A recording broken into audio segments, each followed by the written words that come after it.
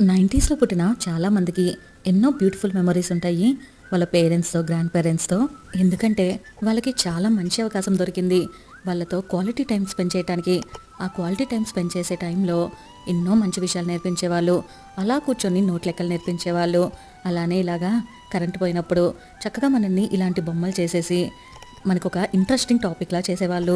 అప్పుడు ఎప్పుడెప్పుడు కరెంట్ పోతుందా ఇలా ఆడుకోవచ్చు అనుకునేవాళ్ళం. కానీ ఇప్పుడు ఆ అవకాశం లేకుండా పోయింది. ఆ టైం మొత్తం కూడా గ్యాడ్జెట్స్ ఆక్యుపై చేసేసాయి. ఇంకా ప్రతి చోట ఇన్వర్టర్లు, జనరేటర్లు అంటూ ఉంటున్నాయి.